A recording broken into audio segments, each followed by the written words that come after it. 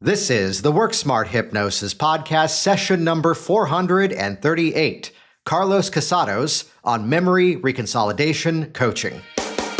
Welcome to the Work Smart Hypnosis podcast with Jason Linett, your professional resource for hypnosis training and outstanding business success.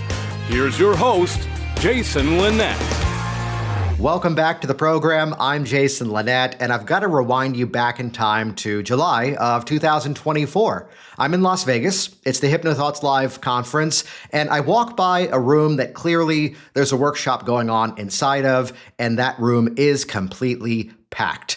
Every seat is filled. It's standing room only in the back of the room, so I do the logical thing and think to myself, hey, let me go in there too. And in that room is Carlos Casados that many of you are about to meet for the first time. And he's doing a workshop specifically on the timeline hypnotherapy, NLP process of personal change. And something that stood out to me right away was the fact that Carlos is one of those people that for the last dozen or so years has been rather busy with his head down, actually doing the work of professional hypnosis, actually working with clients towards personal change. So there was this clear demeanor of what I call being a hypnotic worker, being that person who's actually out there in the trenches doing the work and not just creating the techniques to impress other practitioners, not just creating hypnotic methods that are convoluted just to impress other practitioners. There's quite enough of that out there already. So instead, though, it's this brand of what he's put under the category of memory reconsolidation coaching that just brought this real-world application to something that, I'll admit, at times seemed a bit more artistic and complicated than it even needed to be. And part of my backstory was that I used to be in Virginia, and while I was there, my kids were a whole lot younger, and the idea of traveling around and attending a bunch of different events was becoming more challenging. So I kept bringing the events into town. I kept bringing them into my neighborhood and just, so it would be that, we'd have another 30 or 40 people there hanging out as well. So after this presentation that Carlos did specifically on timeline and memory reconsolidation coaching, we got to talking, and he is putting on an event coming up in November and December of 2024, which you can find all the details over at carlostimeline.com. That's going to magically redirect over to the right place so you can see all the details of this upcoming event. Though, as we were going to dive into this conversation, a couple of things. First of all, in case you're curious, whenever I hop on to record with somebody, I tell them, hey, we're going to record for maybe 30, 35 minutes or so. And as it got to be about the 1 hour and 10-minute mark of this conversation, it became clear that this was going to be a two-part episode. So guess what, folks? You're listening to part one. Session number 438 on memory reconsolidation coaching.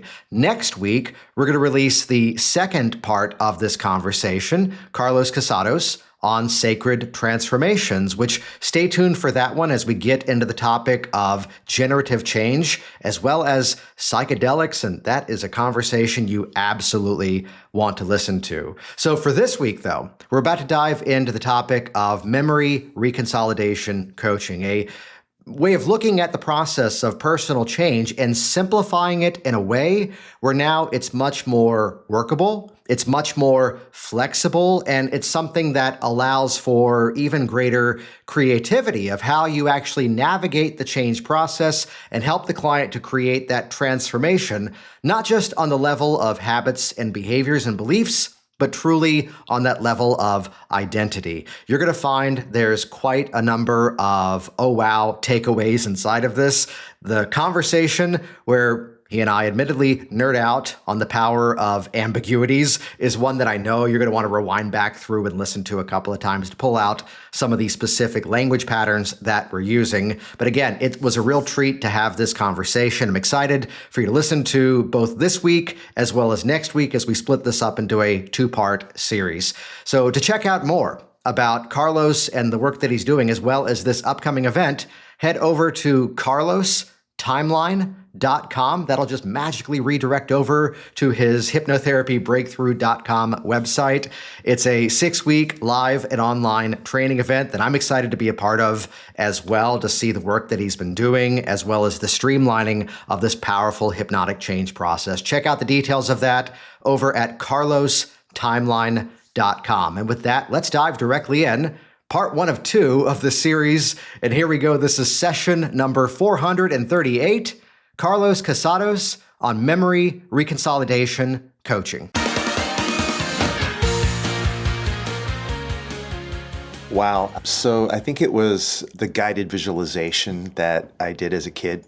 My sisters and my mother were, really into spirituality and things. So they used to have me visualize things, or if I told them I wanted to deal with a bad dream or something like that, they would suggest to me that I could change my dream, or that I could draw upon resources and things using my imagination. And they told me about how to dream differently. And so they would teach me to count backwards from, a number, and then All sounds very familiar. Right, exactly. Yeah. Repeating to myself, I'm going to wake up in my dreams. I'm going to remember I'm dreaming, all these kinds of things. So I think that was my earliest experience of that. But later on, hang on there a second, because how old would you say you were at that time? Oh God, it started really early, like 4. Yeah.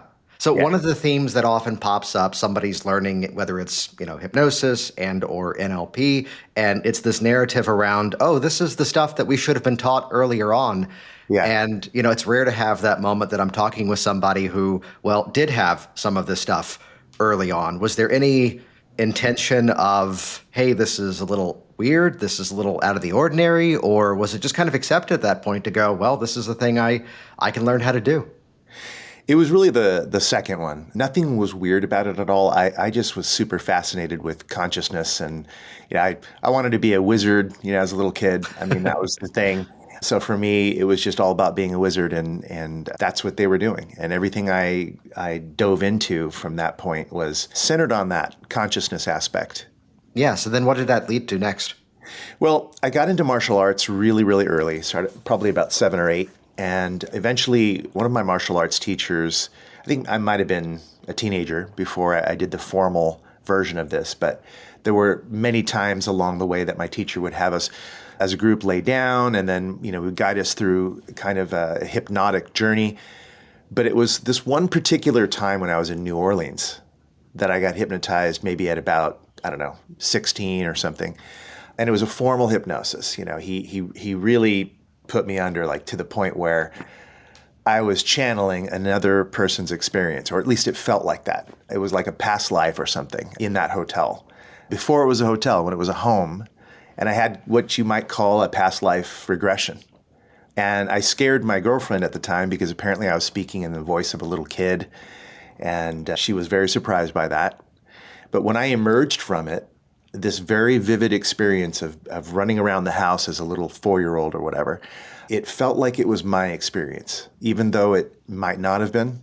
It could very well have been my subconscious mind just coming up with a story, but it was so detailed that we had to ask, the manager downstairs about certain aspects, and he was very shocked to know that I was repeating things exactly from the history of the hotel. Oh, wow. So I don't know what that all means. I don't want to interpret it, just saying it was a really cool experience. And it got me even more interested in hypnosis. I started reading books about it. And, as I got older, eventually I took formalized hypnosis trainings. You used 3 specific words a few moments ago, which I felt what's the technical term in our industry? The sphincters tighten of about 18% of the people, where you use the term of put me under, which I'll just share my little perspective on this, which is that, here's a piece of language where someone go, oh, don't say that. Oh, don't necessarily use that. And I always go back to the example of, here's a client who I worked with, issues around public speaking, and we met once, and the session went fine. Just I could sense he was a bit nervous about it. But then fast forward, it's the second week, and he's in front of me, and he goes, this was amazing. I've just been so much more confident in my speaking and so much more aware of what I was doing that I could focus on presenting better rather than focusing on, don't present badly. And just, I swear, last week when you put me under hypnosis, it just clicked that I can enjoy this now. And of course, I then responded, fantastic. So today, when I put you under hypnosis, this is what we're also going to be doing. And I flashed to that, which is where there's this almost sensitivity around language that is appropriate inside of the work that we do, though if it's the vernacular, if it's the actual terminology that clients are comfortable with, then by all means, run with it. What are your thoughts on those moments where, again, here's where one side of the industry would say this, but then again, here's our clients that are clearly saying, we're okay with that? Back in the 90s, I'm going to answer that question by saying this, that back in the 90s, I got into something called chaos magic.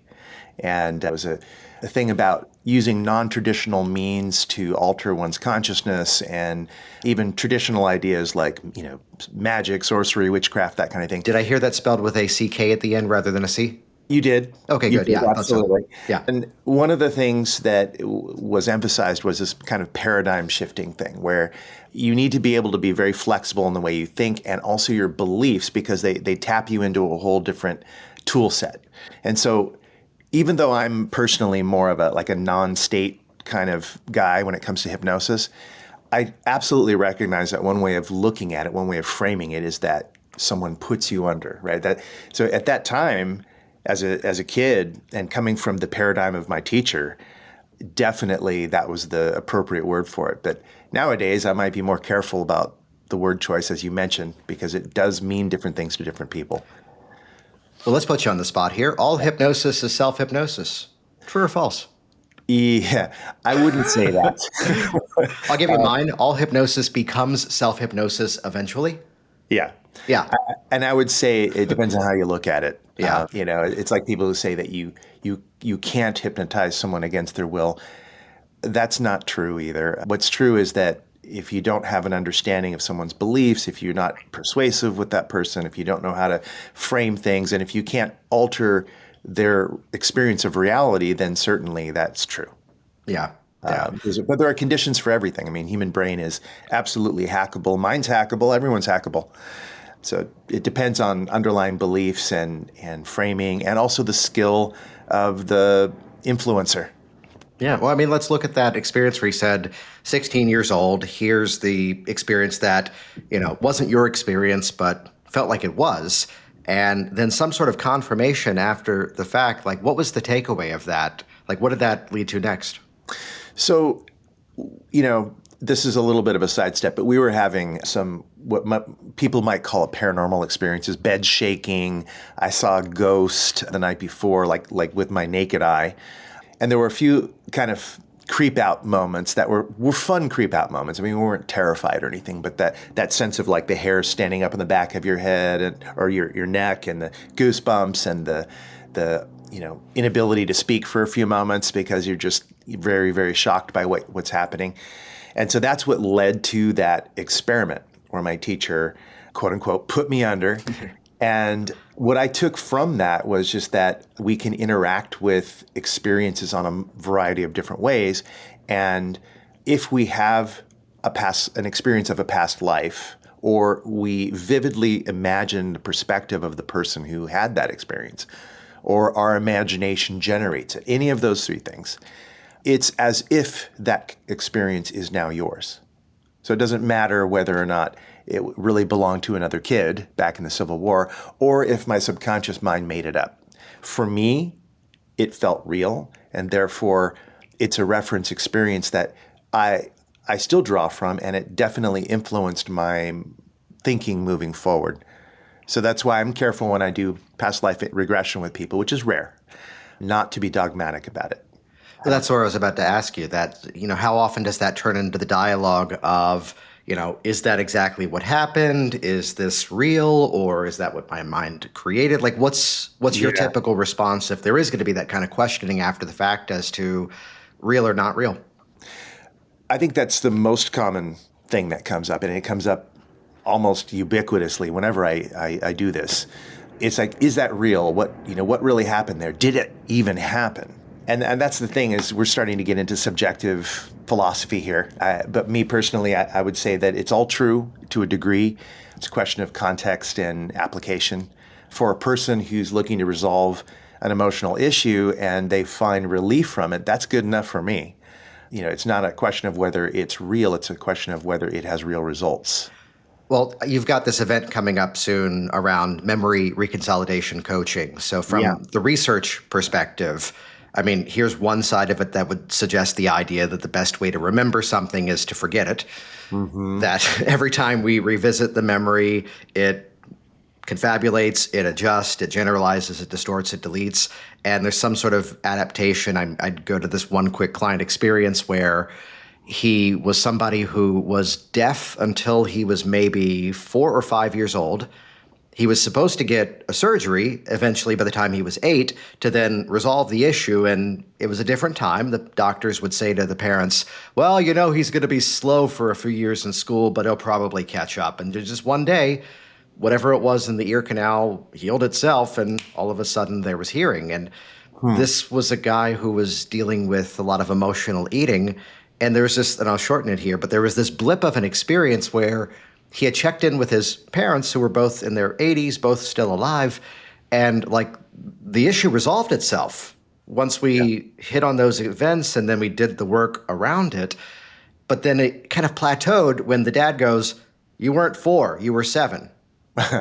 And then because the conscious brain was then intervening to go, oh, you did it wrong. And all it took was a just either polite or really impolite question of, do you care how old you were? I mean, look at this change you created in the last 3 weeks. He goes, oh yeah, I'm fine. And back on track there. So how does that, the science side come into that in terms of, this perception? Well, you're familiar with Michael Yapko, I'm sure. Yeah. He wrote a book called Suggestions of Abuse. And in that, he talks about the role of the hypnotist and the hypnotee and the questions, and how the questions can create almost a subconscious installation in the hypnotee. And so you have to be really careful about what you ask. And we know this. They've done so many social science experiments with memory simply by asking certain questions first, or even telling a story in a particular way, that it shapes the perception in such a way that when they went to search for those memories were different, even though on any other day they may have recalled it in another way. So it's important for people to realize that how they remember it is as important as what they remember it. So in other words, what's the frame of mind that you're in when you're recalling an event? What's the purpose of recalling that event? If your purpose is to look for a lesson, that's very different than your purpose being to relive the experience. There's a little more open-ended when you say relive the experience, but it's also more limiting in some ways, because if it's a negative experience and you say, I want to dive into that memory, I want to remember it in detail, well, then you're going to re-traumatize. You're going to go back into the pain. You're going to go into the experience, and some of those details may be exactly as it happened, and some of them might not be. And the thing is, we're never really perceiving the entire picture anyway. We're focusing in on certain things that we're choosing to remember about it. So, for example, my dad was screaming at me as a 7-year-old, and I remember that experience and being terrified or something like that. I'm not necessarily remembering the color of the carpet, or the clock on the wall, or the smell of the fruit stripe gum I had in my hand, or those things that I'm choosing to remember when I recall the event. That shapes the experience I'm going to have when I do it. I think it's perfectly fine to look at past negative experiences in the same way that a scientist might look at something or an old, compound on the shelf to try to understand how that compound is composed, what it's made of, what else can you use it for. If we go back into our memories, even traumatic ones, but we don't look for the trauma, we look for the lesson, we can view it in a variety of different ways. It's one of the reasons why I'm teaching the course, is I want to show people that it's safe to do that. You don't need to regress in the classic sense of just open-ended, go back to that time when that terrible thing happened and, see what you saw, et cetera, et cetera. You can go back with a specific agenda, and control how much of the sensory experience that you perceive. we are in control of that when we recall things. And Well, let's look at that for a quick example, though, which is the client is reaching out to you Yeah. and they have a very specific goal in mind. And I tend to see that, anything involving memory, anything involving an experience or an event, there's not just the preconceived notion, but there's also the preconceived perception around it. And like, what is it that you're doing on the practitioner side to, sort of begin to ready that right mindset so it's not turning into, we're going to source this experience to prove, we're going to source this experience to validate, yet instead, as you said, really use that as the leverage to then go in with the expectation of the review reason is there for actually creating this transformation. I think the one of the really, really important things is how the hypnotist frames the experience, or the person who's guiding the coaching. Merely the suggestion that you can remember these things without re-traumatizing yourself. It's okay to look at them. That changes your frame a bit. But then the addition of things like, that at any given moment that even if you're deeply involved in a memory or some kind of experience, you can always change your mind, right? You can always pay attention to something different. And then I'll have them practice it. I'll say, picture your favorite fruit. What is it? Okay, it's an apple. Great. What color is it? Okay, it's red. Great. I want you to make it twice as big as it was a moment ago. Go ahead and do that. Just in your mind, just make it twice as big. Okay, great. Now flatten the image and turn it into a two-dimensional image. Great. I get them to practice. Yeah. And it's not just these specific things. It's just anything at all that shows that they can control the speed, the flow, the color, the submodalities, as we talk about in NLP, the distance, the shape. Even looking at themselves while they're watching that is a way of going into a dissociation where they see themselves watching the experience. Or I'll say, think of something you really love, some experience that you remember. Notice that when you're in that experience, so you're fully associated and your nervous system can remember and recall all sorts of details. Notice what happens if you zoom away and make that image really small and you're not in that image anymore. You can see yourself in a picture. You can see yourself down there. At that moment, it puts them in a very different state. I'll ask them, I say, can you notice that you're not feeling any of those feelings anymore? Can you notice that it seems like that happened to someone else? And typically the answer is yes, I do notice that. And I work with them if they can't. I work with them till they can. I show them that they can. I think that's the key, is that as a coach, we are responsible to a large extent what happens in the session. I think mostly it's us. So we have to pay attention to, even though we're inviting them into more empowerment and we're inviting them into the idea that it's all them, we as professionals are the ones getting paid. So we are, responsible for the ultimate result here. So that pre-framing, in my mind, is really important. Well, there's a part of that, too, that's worth highlighting here, which is that, one of the things that I'll often politely rant about is in terms of, on the business side of things, the practitioner who is making the mistake of starting all of their narratives in terms of, drawing in the actual clients, but they're speaking about it in the terms that are important to us as the practitioners. Yes. They're talking in terms of, by marketing terminology, the middle of funnel narratives, which are talking about the methods, the actual techniques, and then even getting into, and I always get pushback from this one, yes, everybody, your clients do have limiting beliefs, but they're not laying in bed at 3 a.m. going, damn these limiting beliefs, I got to do something about it. Or helping you define your best resource states. And we all nerd out and smile and nod and go, yeah. And then the muggles, the non-wizards, go, wait, what?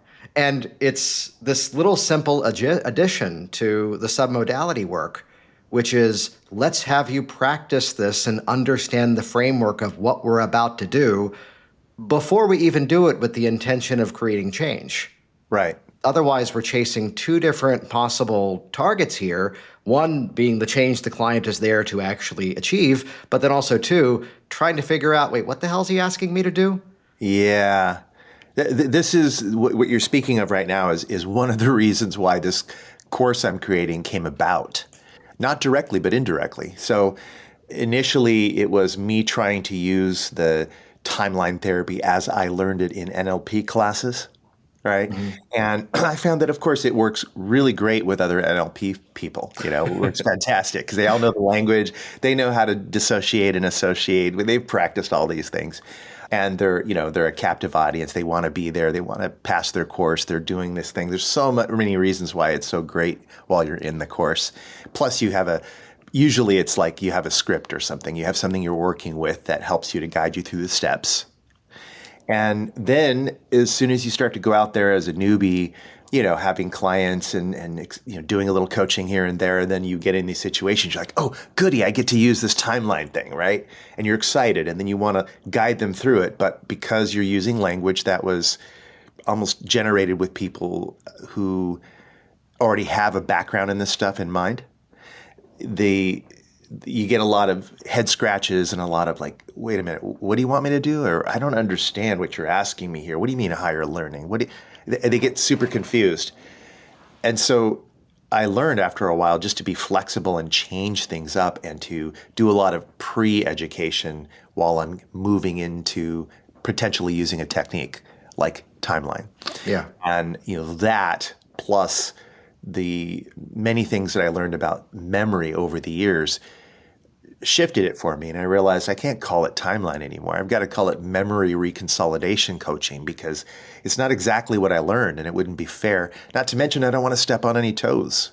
I'm not claiming to teach someone else's system per se, although I freely admit that I'm drawing upon very heavily timeline therapy and other modalities. But the key for me is I'm approaching it differently.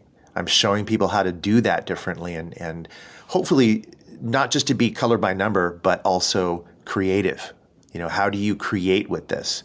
How do you step out of the scriptnosis part of it and turn in, be a master, be someone who can, masterfully and artfully work with ambiguities and unknowns and dive in.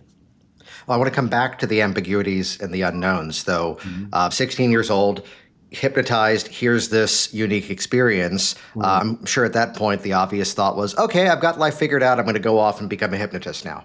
So there's some steps along the journey that I want to get. Yeah, for sure. Yeah, it's one of those things where I thought at the time that I was going to be a martial arts teacher. And so that was my whole focus. And along with that was the fact that I would be in a position of counseling because at some point I became chief instructor and I had to deal with people's problems. It wasn't just martial arts teaching. It was also discipline and emotional stuff and different things. And so I got into that role of really being interested in psychology. I began reading about it and going to the Southern California, Jungian Society meetings, and I just kind of started diving into this whole thing. And eventually it led to me studying Neuro-Linguistic Programming. And I went through one course, and then I would find a different teacher and go through their course, and I would just keep wash, rinse, repeat, this process of wanting to really understand how I could help, how I could apply these things, and how I could work with people's deep inner beliefs, their identities, their values, their experience. And that led me along the way to hearing different iterations of, hey, this is how you hypnotize someone. And here's some theory about why this works or what this comes from. And it led me from teacher to teacher to teacher. And I continue to be an avid lifelong learner. I love learning new things. And that's what my life's been dedicated to. I realized I found a career that I love to do that enables me to continue growing, but I can also earn a living doing so and provide a service that people appreciate. So it's gratifying. So I would say, my underlying intent is the same as it was when I was 4 years old. I have the intent of being a wizard. And I really believe that that's a beautiful thing about myself is that I keep true to it. And all of my learnings are focused in on how I can be a better wizard. Is there a moment along that journey where there was, whether it's a specific category within, whether it's hypnosis and NLP, or even something else, where there was just this click to go, oh, I either, I'm going to lead here, I either get it now or I've kind of discovered this underlying explanation of the entire world. I often hear that, someone along this journey finds that one category within this work where it just kind of creates this bigger perception of just this understanding. Could you ask that a little differently? I'm not sure if I understand your question. I don't think I asked it properly either. No, so sometimes in the categories of whether it's the language or whether it's the patterns of the mind, there's this sort of perceptual shift where we kind of step into this greater knowing of understanding how people get into problems, how people solve their own problems along the way. Yeah, that's an evolving thing. So to answer that question, I would say that constantly evolves in me. As you know, I've been working with sacred medicines and psychedelics for 35 years now. And that's another branch of altered states of consciousness. It's another branch of coaching, because when you're guiding others in doing this, there are a lot of things that can come up. My work and my learning as a hypnotist and as an NLP coach and all those things that I've done all contribute to the same goal of just deeper understanding, a better ability to relate with and communicate with human beings who have human troubles, right? And the psychedelics are just another aspect, kind of another facet of consciousness expansion, consciousness research. So when it comes to, understanding people's problems, and it's a lot about also understanding what is this problem a symptom of. And so something is flaring up in their system, whatever it is, whether it's rage or anger, anxiety, patterns of addiction. It's showing up because there's a need of some kind that's not being met. Some aspect of their beliefs, whether appropriate or not appropriate, it's irrelevant. It's showing up to be the voice of that problem, in a sense. It's saying, hey, I want to be solved. So problems are solutions waiting to happen. We've heard this before. And that's the way I look at it. The NLP, the timeline, the hypnosis, the discoveries I've made on psychedelics, all of those things help me to frame and categorize and understand the nature of the communication of that problem and what might be the easiest route towards resolution. Well, you mentioned earlier, and we're definitely going to come back to psychedelics. You mentioned earlier the ambiguities that occur inside of whether it's the memory reconsolidation journey or even just the change journey itself. Even before we dive into those ambiguities, do you find that, at least for the work that you do with clients one-to-one, there's a specific either archetype of clientele, a specific category of issue that you tend to work with the most? I tend to work with a couple of things. So when it's couples, it's relationship stuff. I really dig people who are working hard to maintain beauty in their relationship. I just think that's awesome. So I like to support that. So that's one category that comes. Let's say 20% or something are relationship coaching people that need some help with their relationship. Another portion, I don't know, maybe around 30% of what I do is related to anxiety. So whether it's social anxiety, issues speaking in public, or something else like a self-mutilation or plucking, picking, scratching, those types of things. Ultimately, there's an anxiety component in there. And so that's a huge component. And then the other stuff's a kind of a mix of different things, like, business owners that are looking to just find inspiration and creativity again, leaders that are looking to be better at the group dynamic and how to, cultivate a culture within their organization. Others are folks that are just really issue specific. They're not necessarily generative in the nature of what they're looking for. Some of them are very issue specific. That means people who aren't making calls when they know they should be, or they're eating way too much sugar, or they are smoking and stuff like that. So those things are, ideal for these kind of techniques that we learn in NLP. And when we can frame what we're doing as parts integrations or swish patterns or, anchoring processes or a variety of other things that I know. So it's a little bit of a mix, but, a lot of times. From your perspective, would you say that there's a common through line in terms of most of those issues, though?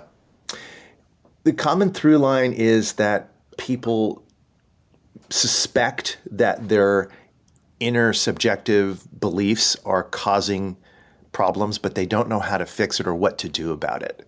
And so I'm showing them how, as a mindset coach, I'm showing them how to change the way that, how to change who they're being so that what they do and what they have changes also. I'm writing that down. Change who they're being. What was the rest of that? So that, so that what they do and what they ultimately have from that doing changes. Yeah.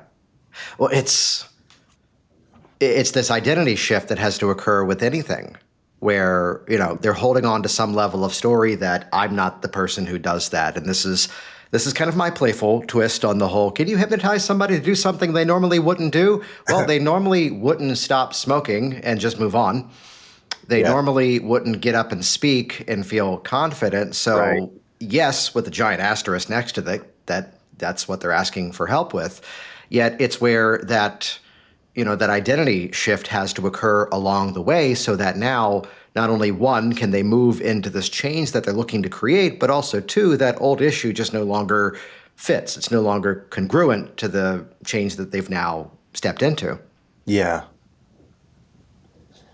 Yeah, that's definitely the case that people don't see necessarily. It's framing. It's what we talked about earlier. It's framing. People don't necessarily frame various experience even as hypnosis, even though it might qualify as such.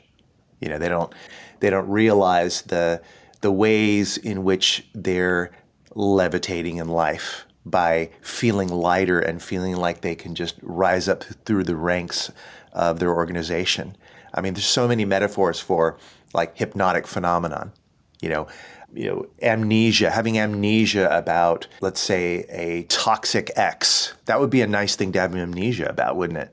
Or to have amnesia about all the times that you didn't speak well in public when you're about to get up there in front of everyone and speak in public. Although, just to play the filter on this one here, are you saying amnesia or are you saying amnesia? And I know recording audio only, and I just did the international sign for air quotes.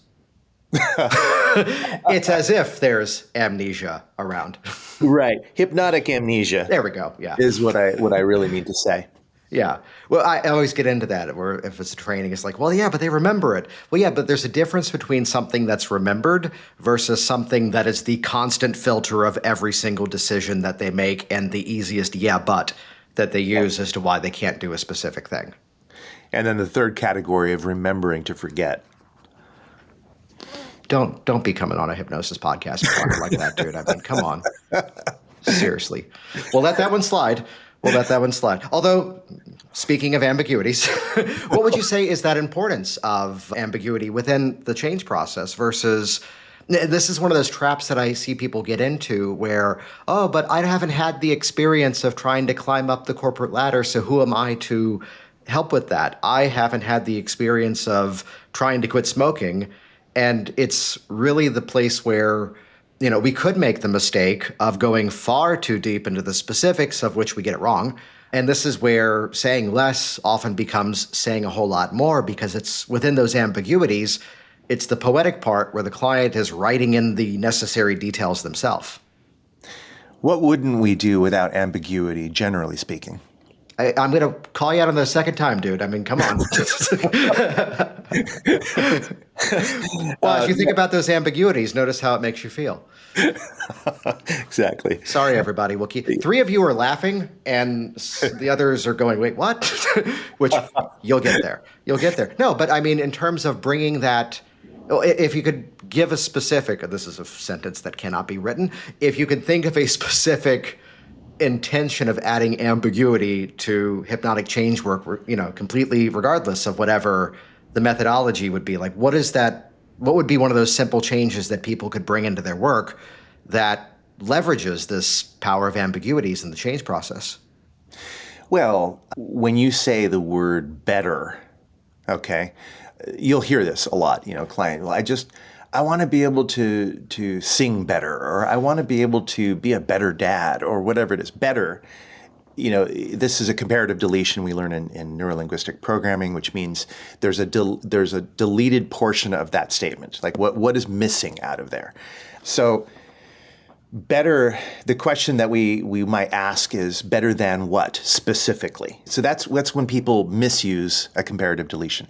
But you can use a comparative deletion intentionally with your clients whenever you say, doesn't that feel better now? Right? That's an element of getting their minds to focus on your words, the word better, and they, in a sense, hallucinate, or they make a leap. All right? They see things that aren't there. They look for things that aren't there. You're leveraging cognitive bias, and you're shaping the way they look. If you shape the way you look, they're going to perceive differently. You're framing it. So, for example, when you do a test and future pace with someone, which is, after working with a client, you do an exercise or you do a drill with them, and then usually we cap it off with a test and future pace. Testing is just like, all right, after we've done a pattern interruption, I've taken your mind off it. I'm going to bring you back to the topic again and say, okay, so that issue that you used to have, the one where you used to X, I want you to go back and think of a time when you used to do that and notice what's different now. Look for and tell me what's changed. So that language is somewhat open-ended, but I'm still directing them with these kind of ambiguous language, right? And getting them to look at that, but with a particular mindset, a mindset in looking at what's different. You're already shaping it in a new way. And the same thing moving forward. If you were to imagine a situation wherein if you hadn't made this change today, you might have had that X, whatever it was.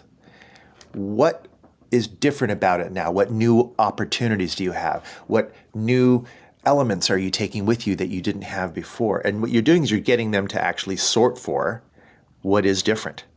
And you've done it with the past, you've done it with the future. So in a sense, you're creating enough dot points in their consciousness that they can subjectively say, I feel different. I feel like it's okay now. They can shift that because they have enough of the structure of this rehearsed change so that when they leave the office, they walk away with that sort of set in mind and they begin to fill in the blanks. They begin to look for why that's different. They begin to experience it. They might even start doing the thing that they said they couldn't do. Does that make sense? That does, and there's a segment of what you just said there that everybody go back and listen to it again because it was gorgeous in terms of, as you said, there's enough dot points, there's enough little ambiguities and these little nudges that are inside of that where, it's where if I'm running a training event sometimes, I'll be the one to go, okay, stop doing hypnosis, stop it. Yeah. Which is the moment where someone's saying to somebody, and now you can feel that confidence rising, feel that confidence getting stronger. It's like, well, show is better than tell. Yeah. And, as you think back to those moments where you used to feel that anxious sensation, those moments where you used to feel this hesitation and this fear, go there, even if it's just a simple, what do you notice now? Yeah. What's that feeling? And even the difference of adding in one word of what's that feeling instead? And Right. it's, and I've had some people in training events sometimes go, yeah, but that's just going to make them sort for something to be different. And I go, yeah, I know. Oops. That's, but it's amplifying that mental rehearsal. It's amplifying that sort for what is different versus what's the same old story. Right. It's the phrase holographic reality came to mind when you were speaking. You're creating a new holographic reality for them. Their memory is kind of holographic. It's not any one piece that holds the memory together. It's a whole bunch of things. And if you remove one piece, the mind kind of fills in and duplicates. It's holographic. It's what allows you to interact with the memory in a vivid way if you want to. And so if you create those dot points, what you're doing is you're making sure that you satisfy enough of the conditions of holographic nature that you're creating for the new determination, the new imagination, the new experience. So I like to think of it that way. past performance need not indicate future results. Yeah. Objects in the mirror may appear smaller than they are. Thank you, Meatloaf. And you've got this event coming up. It kicks off in November and December. And Yes. the links are over at, you've got a shortened link for it, carlostimeline.com. That's just magic because it just redirects to the right place. So carlostimeline.com. By the time people go through that specific event with you, what's the skill set that they're going to have?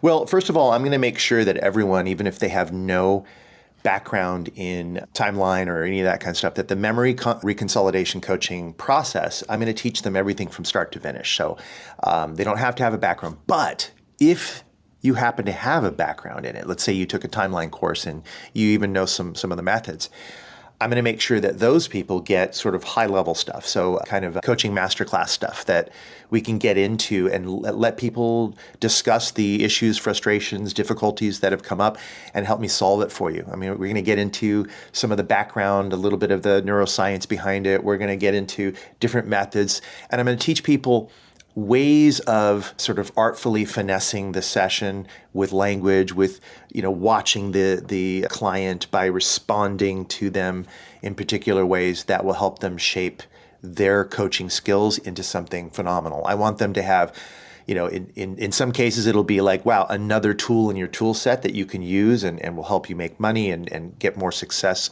with helping you to solve your client's problems. And in another sense, just an enhancement of the overall outlook that they have about coaching. Well, that's one of those aspects of this category that, it is timeline. It's also not timeline. It's timeline adjacent at the same time. But really, this is a working model, or this is not the best term, but it's the one that makes sense in my head, of a, quote, set piece for change that inside of it, you could go off in this direction and suddenly you're now, let's say in a more classical hypnotic sense, going to the control room and dialing things down. Like other methods and modalities fit inside of it. So kind of going off on those other pathways as to, well, when this pops up, here's the coaching around that. When this pops up, here's a method around that. Yeah. Yeah. The thing is, a person doesn't even have to have a hypnosis background to be able to do this technique. This is why I've opened it up for psychologists, social workers, just counselors, coaches, healers that are, in parallel fields like, new agey kind of stuff, other kinds of healing, spiritual counseling, etc. Because this is a standalone methodology. It doesn't require that someone have any previous experience in order to do it. So I'm very excited about that because I would really invite people of different backgrounds to be a part of it because that helps me. I mean, it's the questions they ask differently. The scenarios that they might come up with might be very different. So I find that helpful. And I just want to mention like an example of something that comes to mind when I think of one of the ways I used to ask a question versus one of the ways I ask it now. Can I share that? Absolutely. So I learned to ask when I studied timeline, was this before, during, or after your birth? That was literally the question I was told to ask. And I thought, well, what if someone doesn't have any beliefs about past lives, or they're adamantly against it? Like they're they identify as strongly Christian or something like that, and that just doesn't fly in their mind. And they might even get irritated or fall out of rapport with you because you asked it that way.